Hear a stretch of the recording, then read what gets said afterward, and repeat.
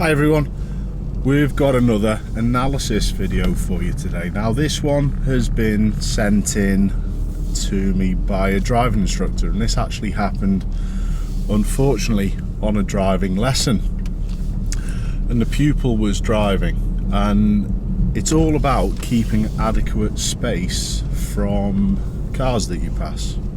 Let's have a little look.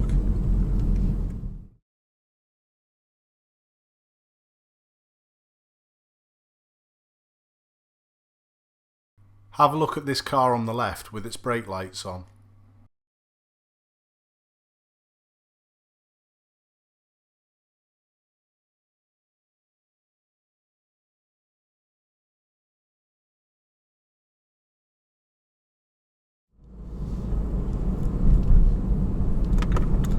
So what's your thoughts on that one? Now, at first glance, I would probably say, yeah, the lady in the car should not have opened the door then, but there's a little bit more to it. But before I go into that, what I'd like to say is a big thanks again for everyone who's sent clips in. Honestly, they've been absolutely brilliant, and we've got loads of good content coming up over the next few weeks.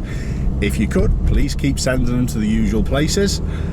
Now let's have a little look at what we could have done differently with this situation. So, state the obvious time. What have we got? We've got a normal left turn, major to minor, and there's some shops around.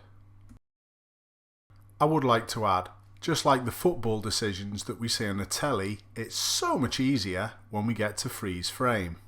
When things happen in real life, it's much more difficult to take all the situation in. This particular freeze frame, for me, is the most important part to sussing this situation out. Which one of these cars poses the biggest risk? And it's obviously the one with the brake lights on, as we know someone's in it. Now the brake lights have come off, this car's going to do one of two things. It's either going to move off again, or open a door. And that's why passing parked cars at an open doors width at least is so important. Now what I'd like you to do is just have a little think about this situation. Some of you may have already seen this clip, but a number of weeks ago I had, while I was training a driving instructor, part 2, which is the driving part of the exam, we had a child run out behind a parked car. So let's have a quick look at that clip.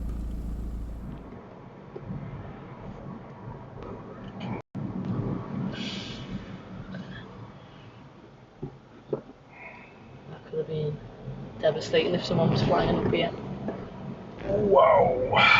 Straight into the other oncoming traffic, or the other side. My heart's beating. I don't know about yours. So if we now put those two scenarios together, what would have happened rather than the door opening if that child had run out? So that's why it's so important to give parked vehicles loads of space. Now let's see whether speed's a factor.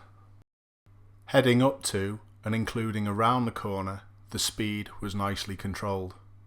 In fact, I'd go so far to say it was perfect.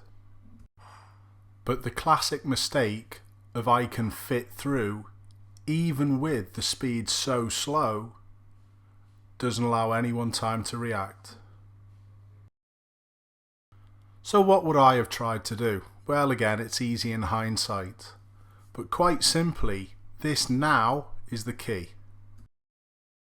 To try and stop the pupil locking on or staring at the oncoming car is the important part. Instead of trying to go through the small space and increasing risk, I would have held back, I would have stopped.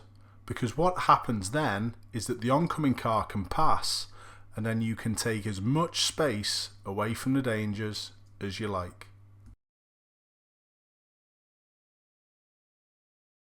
Should this lady have looked before she opened the door? Well, categorically, yes. She may have, however, looked, but maybe only in her interior mirror. She might not have used a door mirror. And always be specially aware of this happening around taxis, because the taxi drivers can't always control the passengers. And because that obviously won't tee cut out, that's another one for the insurance company to pick up the tab for.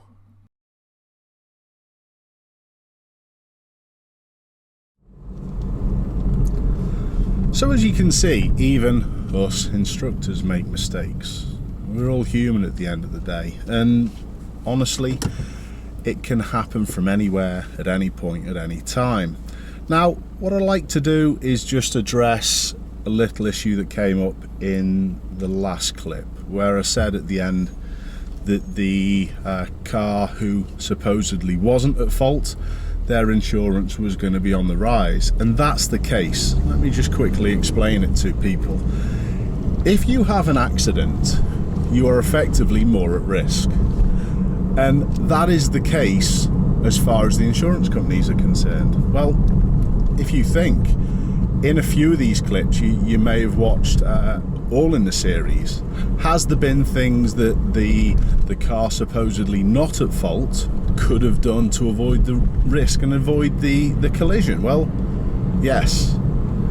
So how it's viewed by insurance companies is that the person having the collision, even if they're supposedly not at fault, quite often their insurance is going to go up.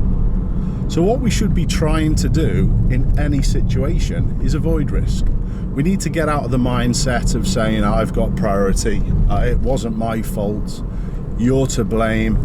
What we need to do is try and cut down on this risk and try and stop these incidents happening whatsoever. Thanks a lot for watching. I'll see you all soon.